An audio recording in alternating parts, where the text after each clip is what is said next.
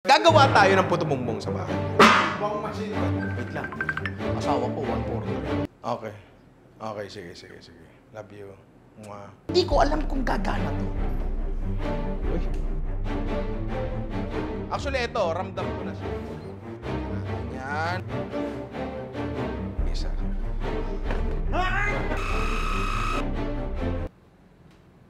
Yan kasi yung bigay eh.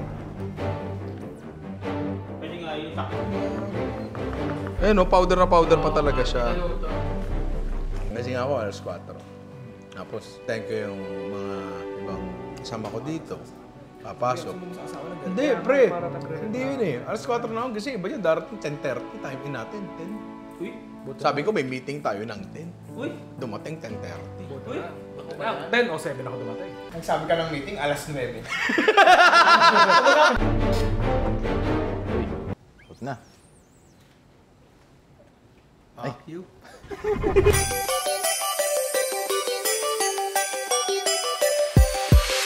Merry Christmas mga inaanak at etong puto bongbong na to, honestly, medyo ayoko siyang gawin for Pwede wag na. Okay, cut. Cut ko sahod. Ayon nga sa data sa amin sa YouTube, yung mga gantong putahe, hindi to masyadong mabenta content-wise. Oh. Pero gano'n na lang ba? Pera-pera na lang ba? Is it all about the money? Money?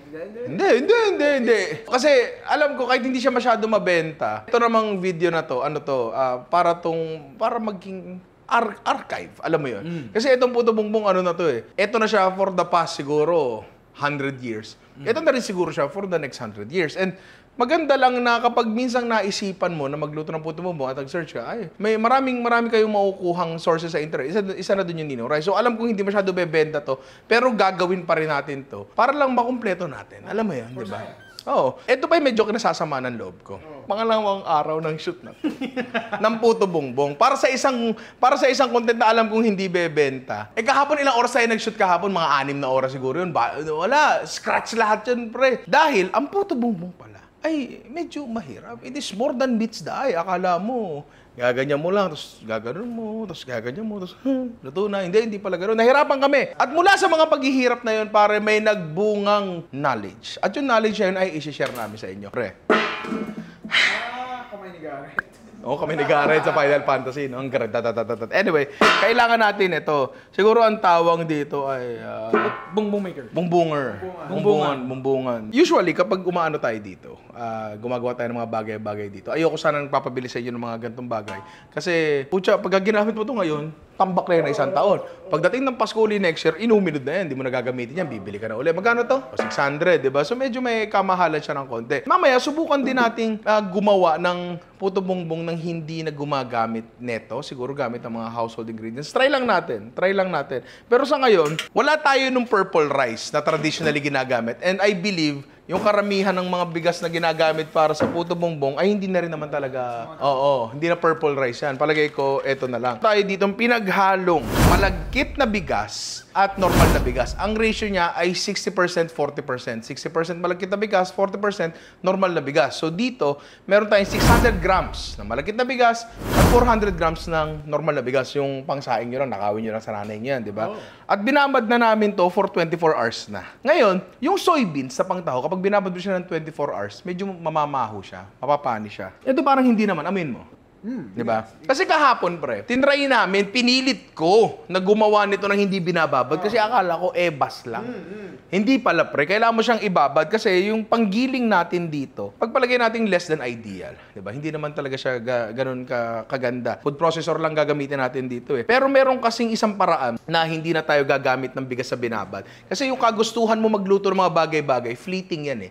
Pag gusto mong magluto ngayon mo na gusto lutuin yan. Kung meron ka pa proseso magbabad ka ng 24 hours, baka tamarin ka na kinabukasan, di ba? Tulad ko. Simulan muna natin dito sa totoo. Tingnan natin kung may magkakaiba yung 24 hours. Minsan kasi masyado tayo nagmamarunong agad. Hindi ko naman alam tong bagay na to eh, di ba? Buti shoot lahat. Okay. Bukan natin gilingin to, pre. Kung mas malambot ba siya. Theoretically, dapat mas malambot na siya kaysa sa bigas na hindi masyado nababad kasi na-rehydrate na siya. Pero tingnan natin.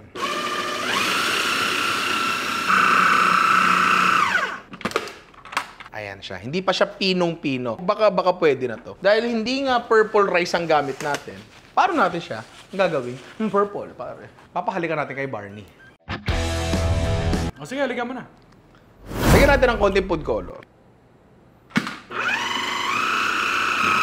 Sa kulay naman, kasi kayo na ang bahala doon kung gaano karami. Pero palagay ko okay na to. Dagdagan ko pa kaya. Kasi baka mas maganda yung giling kapag mas marami siya. Mas napupush niya yung material pababa doon sa blade.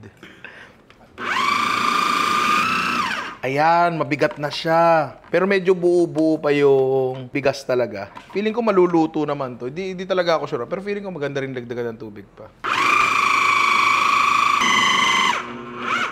Ayan. Okay na to.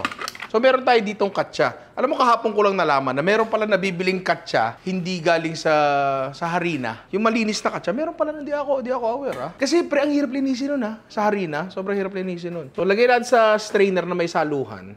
Lagay natin dyan. Ngayon nga, ito siya. Malambot siya masyado. Kailangan natin gawin, tatakpan natin. Tapos, medyo may katagalan to. Kailangan natin ipahigop doon sa katsa yung remaining liquid niya. Kaya lang may ganito. Hindi magkalat-kalat. So, tago muna natin to. Pwede room temp. Pwede rin sa ref kasi makakatulong mag-dehydrate ang ref. A few hours siguro. Tapos balikan natin mamaya. Tapos nag-stiffen din siya ng konti. Yung magaling mag-tres. Stephen. Copy. Tanginan, di kila. Stephen Curry, anak ng tokwa. Ngayon, babasag-basagin na lang natin to para makuha natin yung medyo buhaghag. Pero makakatulong to. Cheese grater. Huwag naman sobrang pino siguro. Tapos para hindi siya mabuo uli, makakatulong siguro na lagyan natin ng rice flour. Ayan, ganyan yun eh. Di ba may yun? Medyo may puti-puti yun, yung yung nasa gawaan. Umuo ka, pagod na ako. Makakatulong din na ganyan yun ng konti. Para yung malalaking butel mapunta sa taas. O mga inaanak, alam nyo naman siguro, meron kaming pelikula ni Ian, ang Shake, Rattle and Roll Extreme. Kung gusto nyo makita yung unang pelikula namin, promise, maganda siya. Maganda siya. Matutuwa kayo. Okay na muna siguro to. Ang weird, no? Dudurugin mo siya. Bubuin mo, tapos dudurugin mo ulit. Konti pa. Ayan, okay na siguro to. Ngayon, ito yung mas mahirap na paraan kasi bukod nga sa bababad mo ng 24 hours, iaano mo pa, patutuyuin mo pa siya ng medyo matagal. Merong mas madaling paraan, pare. At siguro, pwede natin yung simulan ngayon. Sa madaling paraan, kasi giniling din natin eh, 'di ba? So eto, giling na pre. Ayan glutinous rice flour. Ito ngayon yung susubukan natin gamitin. Ito ay malagkit na bigas na giniling. Hindi siya yung rice flour kasi gagamitin tayo ng rice flour mamaya. Ibang rice flour sa glutinous rice flour. Ito yung malagkit na giniling. Kailangan natin ng same ratio kanina, 60-40, 600 grams ng glutinous rice flour at 400 grams ng normal rice flour. At magto-total yun ng 1 kilo. Mas less yung tubig na gagamitin nyo para mabuo siya, the better. Kasi tulad nung ginawa natin kanina, ida-dry out pa rin natin siya para mabuhaghag natin. Isa pa lang natutunan ko kahapon, hindi siya simpleng bagay, itong ginagawa namin. Kasi nahirapan ako dito eh. Ilalagay natin yan dyan. Tapos tulad din nung kanina, papahigop natin sa katsa yung yung excess moisture niya. Siguro mas mabilis to madadry out hindi tulad ng ginawa namin kahapon kasi mas konti yung tubig na ginamit namin dito. Tapos mamaya makikita nyo titigas siya ng konti. So balikan natin to, patigasin din natin. Buti pa ako mabilis tumigas. So ang ginawa namin, pinlate namin siya. Tapos inipit namin siya ng tray. Tapos mabigat. Kanina dito si Ian eh. Actually, eto, nagalaw ko. Excited ako eh. Yung dalawa ko niya kaya nagkabasag-basag. Pero kanina flat talaga yan na buo. Yan ang gigilingin natin, pre. Ayan, crumbly na siya. Tsaka mas madali na nga siyang madurog. So, ito mas maraming pinagdaanan to, pre. Kasi, nagmula siya sa bigas. Ginawa siyang powder. Tapos, binuo natin. Tapos, dinurog uli natin, pre. Kasi, ang napansin ko dito, kaya pala naluluto yung puto bumbong. Di ba, nasa kawayan yon. Kasi, buhaghag siya. Dahil buhaghag siya, dumadaan yung mga steam. Oo. Palagay ko lang, ganyan din, para umangat yung mga buo-buo. Kapag inano nyo siya, kapag dinudurog nyo siya, make sure na wag nyo ginagano kasi may tendency mabuo uli yan, pre. And dito, feeling ko, hindi ko na siya kailangan lagyan ng ng rice flour kasi mas buhaghag naman siya. So ngayon, okay na yung mga mixture natin, magsalang na tayo. Let us cook it. Yan. So eto na nga tayo, magsasalang na tayo. Kumukulo na ating bungbungan. Kapag bumili kayo nito, usually 3 lang eh. Kasi isang order tatlo eh. Hindi ko alam bakit apat tong binili mo eh. Tapos eto usually may tela dito. Nalaman namin kahapon na yung tela pala ay hawakan lang. Tapos hirap na hirap kami kahapon kasi maluwag yung kawayan. Iba-iba hugis yan eh, di ba? Pag nilagay mo dyan, maluwag. Hindi tuloy dumadalo yung heat papunta sa gitna. Yun pala, kailangan lagyan ng dyaryo, sabi ni Amity. So nilagyan namin ng dyaryo. Gumana siya, di ba? So lalagyan yung dyaryo, sinalian lang namin yung pantali ng longganisa. Kasi nangyayari dyan, steam yan, kapag nabasa yung dyaryo, medyo namamaga siya ng konti. So, humihigpit siya, di ba? With that said, magsalang na tayo. Dito muna tayo, gawa sa rice flour, pare. Pag ganyan lang dapat. Para hindi masyadong siksik. Kasi kapag siksik, hindi magta-travel yung yung steam. Tapos, hindi nila tinataktak, pero pwedeng alugin ng konti lang. Para lang, para lang ma-make sure na walang malaking space doon. Lagay na natin yan dito. Uy. So, yung paglalagay nga ng tela dito, feeling ko hindi naman siya masyadong essential. Kasi ito, nakahawakan ko naman siya, di ba? And if anything, baka pwede naman kayong magbasahan. Yan. Wala na masyadong lalabasan yung steam kasi lahat sarado na. Ideally, dito siya lalabas. Hintayin natin kung mangyayari yun kasi kapag hindi nangyari yun, ayoko na. Mag-content na lang tayo kasi pagod na talaga ako dito. Ngayon, eto problema. Tira nyo. Kita nyo yung tatlo sa taas. 1, 2, 3. Luto na. Etong isa, medyo hindi pa. Dapat hindi kasi etong dalawa hindi naman ganoon yung itong tatlo hindi naman ganoon yung ginawa natin eh. So hindi ko alam, baka may problema kami sa ceiling. Ito yung sinasabi ko na medyo komplikado siyang bagay. Hindi siya basta lagyan mo ng ganoon, saksak mo, okay na. Hindi talaga ganoon. Pero tatlo lang naman isang order eh. Luto na isa. Isang order, 'di ba? So kunin natin 'yan. Tapos igaganyan lulutuin lang natin na pabaliktad ng konti. Para lang kasi medyo mahilaw-hilaw yung taas ng konti. Ba't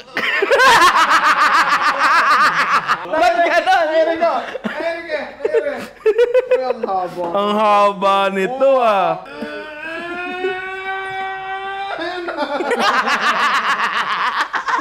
Nag-fiber ako, pre. Ito Ito na, ayan na.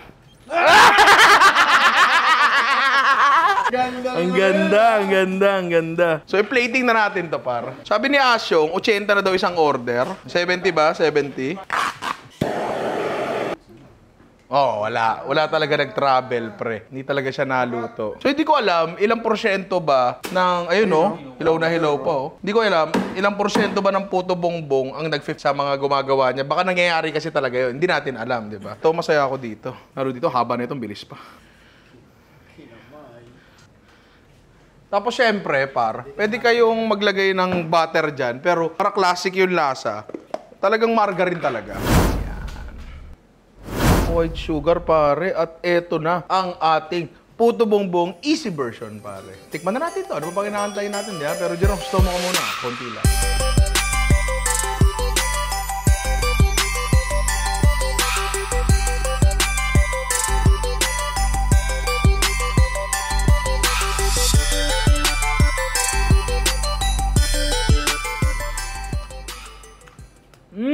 Siyempre, kapag si Alvin ang pinapakain nyo, kailangan marami asukal. Mr. Insulin. This is it. Kuha to. So palagay ko, bakit? Ba't nandiyan ka pa? Isa ka pa? Lagyan mo, sukal pa. Pagka bumili ka sa labas, tapos ito yung nakuha mong quality, malungkot ka o masaya? At tinatanong ko, malapit ba to sa nabibili sa labas? Oo. Ano to? Tagumpay to, pre. Tagumpay to para sa akin. So ngayon, palagay ko, mga tindahan sa labas, eto na yung ginagamit kasi mas convenient siya, di ba? Pero meron tayo dito, yung bigas ba talaga yung ginamit natin. Tatry natin yon ngayon na. Next, pare, eto nga, yung bigas, pare. So, mas buhagag siya ng konti. Mas madali siyang isalin kasi sure ako na parang hindi siya tatapos sa ilalim kahit wala siyang space sa gitna. Parang gano'n. Ayun, mas maganda yung neto. Feeling ko mas matagal maluluto ng konti to kasi technically hilaw na bigas pa rin to di ba? So, itong dalawa, halos luto na. Kita nyo, iba na yung kulay. Itong dalawa, hindi pa. Suka natin ng stick para mag-create tayo ng butasin natin yung ilalim. Yan. So, tingnan natin kung maluluto siya. And agad-agad ayan tira mo, mula sa gitna, kita ba dyan sa camera to? Agad-agad naluluto siya. So, baka nga ganon. Kapag napapansin yung hindi siguro naluluto agad, baka pwedeng tusukin ng stick, pare, di ba? Oh! Ayan! Ayan, pre. Maganda yan. Ay, putol! Ano ba yung naipit? Sinara agad. Ayan, ayan. Okay. Pinagdikit mo yan, hindi na halata. Pwede pa yan. Ayan na. Ayan na. Ayan na. Ayan na. Ayan na.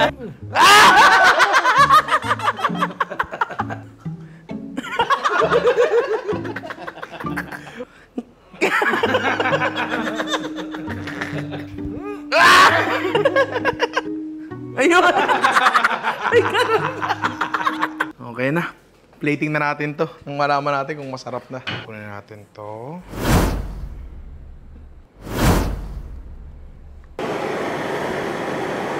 Yan, at eto na pare ang ating puto bongbong na gawa sa tunay na bigas. So, ano mo kailangan natin gawin? Tikman na natin to, pero bago yan, Jerome, stoma ko muna.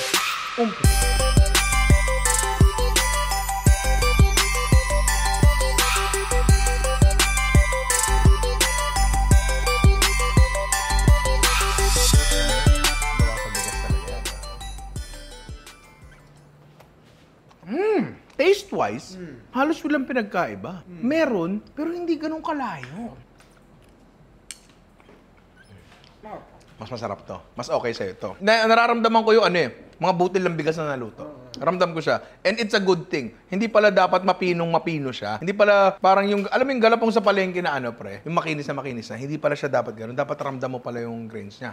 Ang tanong na lang dyan, worth it ba yung hassle ng paggawa nito mula sa bigas sa sarap na idadagdag niya? Kasi tandaan nyo, dapat ang lahat ng hirap may kaakibat na Sarap. dapat ganon, di ba? And nakita naman natin dito, ang ganda ng texture niya, pre. Maganda yung texture niya. Lasa niya, parehas. Pero hindi siya malayo in the sense na parang, ito isa malabsa, itong isa makulat. Hindi ganon eh. Parehas siyang may structural integrity, di ba? And tingin ko, for most people, pasado na yung gawa sa harina. Lalo na kung say, wala kang food processor sa inyo, bibili ka pa ng food processor. Na, aminin ko yung food processor na ginamit namin kanina, medyo nahirapan siya na. Hindi man nahirapan, pero ang tagal namin nakabukas. May chance ang masunog na yung motor noon, di ba? Medyo matagal siyang nakabukas talaga. So may risk na baka masira siya, lalo kung medyo low powered ng konti, di ba?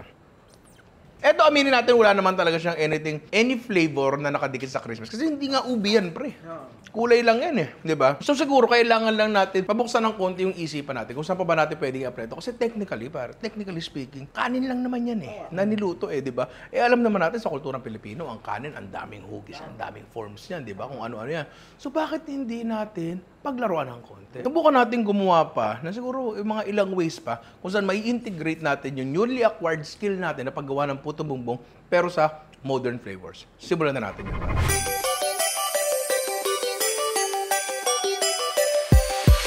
So dito, meron tayong bongbong mixture. Na puti lang, pre. Para sa akin kasi ang galapong yung makinis na. Pero kahit ano naman siguro. Basta, ito yung bongbong mixture natin. Ang pinagkaiba lang nito, hindi namin to kinulayan. Ang gamit namin dito ay bigas. Lahat ng technique na gagawin namin ngayon, pwede nyo ring gawin, harina na. So, dinudurog-durog ko lang siya ng konti. Pero dinagdagan ko ng rice flour kasi medyo mas basa siya kaysa dun sa kanina. Tsaka nakita ko nila na kahit pinong-pino pala talaga siya, okay lang. Kanina, naisip namin, saan gawa to, Alvin? Sticky rice, tama. Sticky rice? Sticky rice? Mango sticky rice? Oy. Sakto may mangga ako dito. Oy. Di ba? Gagawa tayo, pare, ng mango sticky rice. Pero eto yung sticky rice natin. Kasi yun din siya, di ba giniling lang. Ang pinagkaiba siguro nun is yung texture ng kanin. Tama. Nung rice element natin, di ba? Ayan natin dyan. Gawin natin yung gata component natin, pare. Gamit namin dito ay Coco Mama. Pwede kayo gumamit ng kahit anong gata. Pero ito convenient. Usually, niluluto pa talaga to. Di ba gumagawa tayo nito? Niluluto pa natin para lang. Kaso na-realize ko, kung niluluto natin siya, sa isang dahilan lang naman para matunaw lang asukal. So, lagyan lang natin ng asukal. Tapos susubukan ko na i-whisk na lang. Para hindi rin mabago yung lasa ng gata. Parang fresh pa rin talaga yung gata niya. Pero kung gusto yung lutuin, wala namang problema doon, di ba? Nga pala, lagyan natin yan ng konting asin. I think madidissolve naman to. Di ba? Magbabago kaya yung texture niya kapag in-agitate natin ng konti.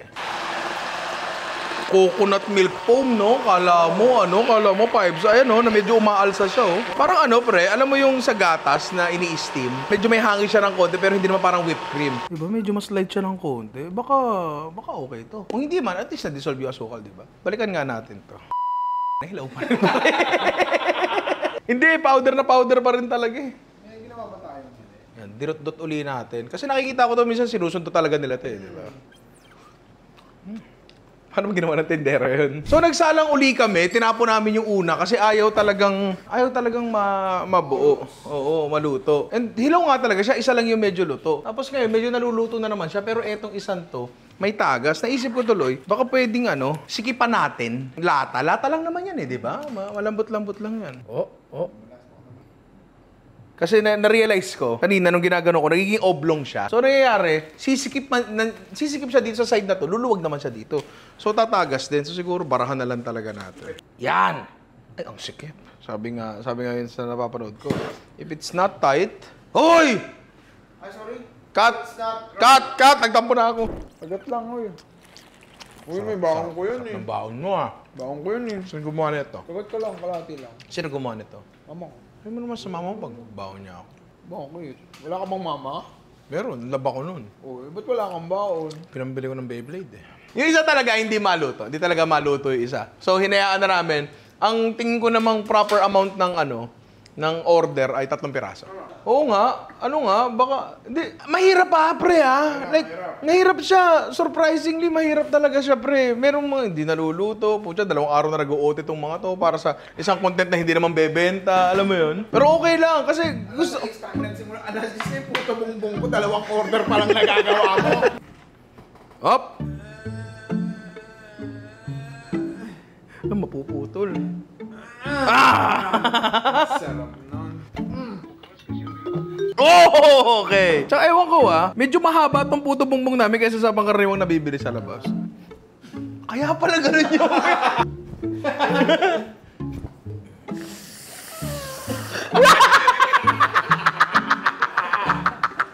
Huwag niyo pong gagawin yung ginawa na. Professional lamang po. Siguraduhin niyo po na magbibigay ng puto bongbong sa labas. Huwag niyong patatalikurin po yung yung gumagawa. Balik ko dyan. Ate, umarap ka. Gusto ko makita mo umarap ka.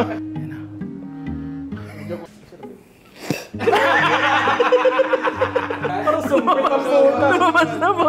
Pre, ang lakas nung buga ko. Hindi kaya ng pangkarniwang nila lang yun. Ang tak-tak lang. Hindi talaga siya.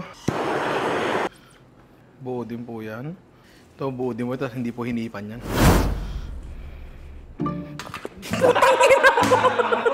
Inang. Yan. Ay. Oh. Sino magsasabing nahirapan yung gumawa niyan? Wala. At eto na pare ang ating mango bongbong. Mangbong, ating mangbong pare. Hirap na hirap ako. Mag-slow mo ka muna dito bago namin tikman pero habaan mo, papahinga muna ako.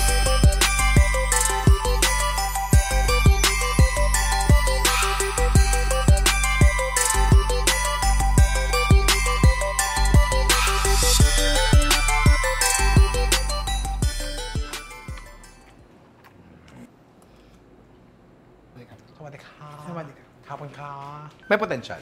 May potential to. Pagwa tayo ng mango sticky rice, sinaing na malagkit lang yon. May mangga, tapos nandun naman lahat ng elements. Pero ang wala doon sa mango sticky rice, yung nyog. Maganda! Actually, it adds a lot to the texture. Tapos, yung bongbong natin, which is technically sticky rice lang naman, hindi surprising, nagagana siya, di ba?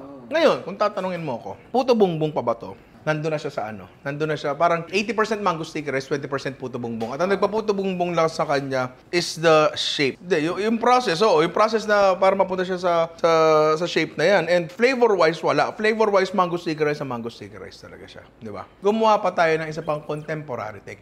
Dito napatunayan natin ang addition lang sa kanya ng isang flavor ay totally magpapabago na identity ng dish na. And palagay ko, ganun din ang mangyayari dito. Sa susunod na gagawin natin kasi ang gagawin natin ay strawberry cheesecake puto bongbong pare. Ito ang gagawin ko next. Kasi iniisip ko kung bakit nahihirapan mag-travel. Baka mamaya masyadong Pino yung pagkakagiling ko dito. Ganyanin ko para umangat yung mga medyo malalaking butel. Tapos yun yung kukunin ko. At ililipat ko siya sa isang lalagyan kasi dito natin titimplahan yung susunod na gagawin nga natin, which is strawberry cheesecake, puto bongbong. Strombong, pare. Trombone. Strawberry flavoring, pare. Lagyan natin dyan. Pag eto masyado naging basang-basa, dadagdagan lang natin na, naku po. wag natin masyadong timplahan masyado to.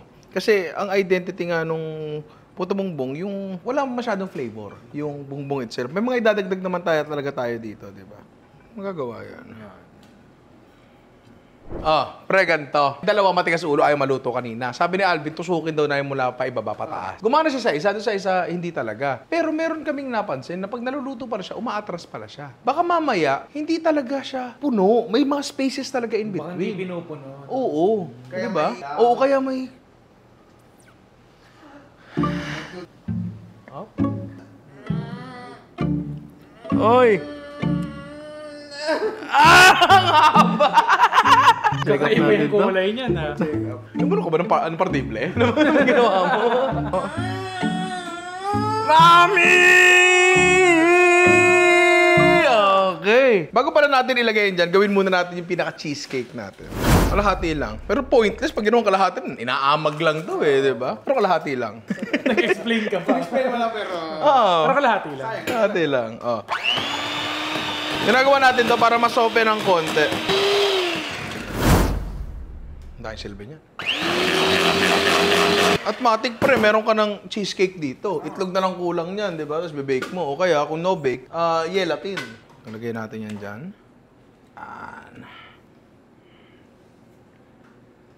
'Strawberry. 900 na yan. Di ba? Napaka... Pare, at eto na ang ating strombong. Pare, strawberry cheesecake puto bongbong. Di wala na tayong kailangan gawin. Kundi, Jerome, slow mo ka ng konti lang, tapos stick na natin yan.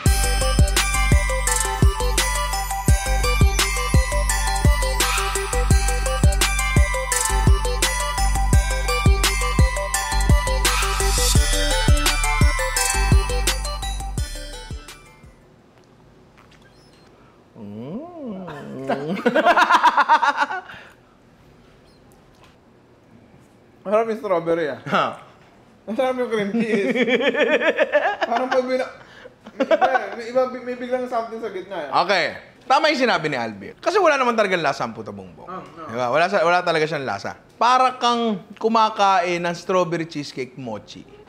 Sa puto bongbong na normal. Usually kasi may keso kasi yun sa iba. Ako ayoko nun Gusto ko yung margarine lang talaga So, yung lasa lang ba ng margarine at nyog yung nalalasahan mo doon? Tapos meron lang binibigay na body yung puto bongbong. Ganun ba yun? Ganun ba yun? Kasi kung ganun yun, hindi ko alam kung ano yung purpose niya dito.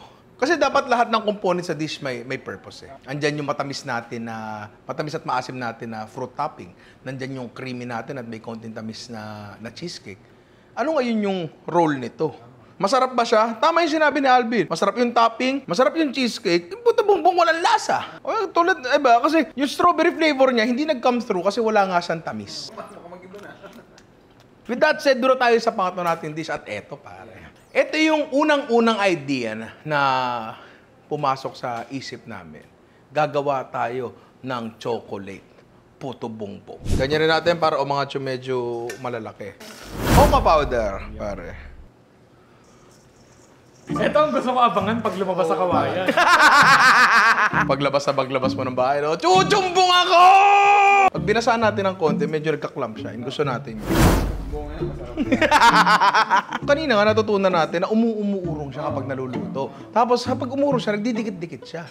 So, siguro ganyanin lang natin. Pamilya, magchichumbungan. Masagi lang natin medyo malalaking tsumbong. Nakasiwa ako sa malaking tsumbong talaga. Paano pag ayaw magpa-tsumbong? Ichuchumbong mo. So ito medyo mas maluwag ng konti ito kaysa doon sa mga... Maluwag yung chumbong. Maluwag yung tsumbong! Hindi na mahalabas sa chumbong. Ayan na! Ayan na! Ayan na! Mama!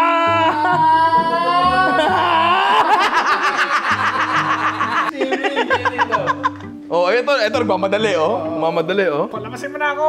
Ito na! Ito na! Nagano yan, nagsamgyup yan. Pre, maraming ko yan, dire-diretso. Mama, mahuga!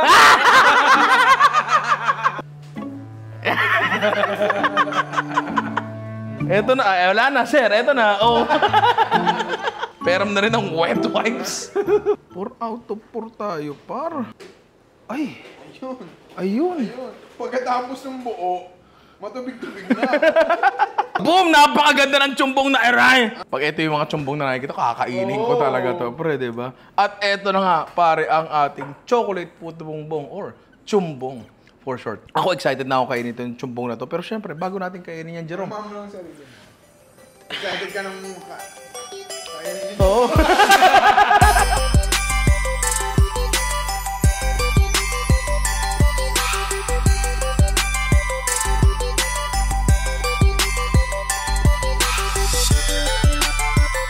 Positive.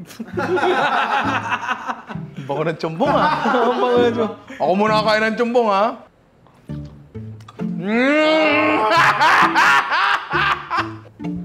Pasok, pare! Actually ako, Ah. hindi ako gano'ng kumakain ng tsumbong. Ay, hindi masyado? Hindi ako gano'ng kumakain ng tsumbong. Oh, sige. Para sa akin, kaya ka tsumbong. Sige. Para sa akin, ha? First time ko lang kakain First time ng mo? tsumbong. Okay. Teka lang. Oh. May takot ka ba sa pagkain ng tsumbong? Hindi lang ako sanay. Hindi ka sanay. Okay, okay. Hindi ko pa, ano. Okay, okay. Pero, pwede namang itry. Ah, sige. Ito na. Para sa akin. Kaibigan mo. Teka, lahat ba dito kumakain ng tsumbong? Kumakain ka ba ng tsumbong? Hindi. Hindi Ikaw, rin. kumakain ka ng tsumbong. Hindi rin. Oh, tamo? Ikaw, kumakain ka ng tsumbong. Oo. Ikaw, kumakain ka ng tsumbong. Ay, magkapatid talaga kami. Matapang nga. Diba?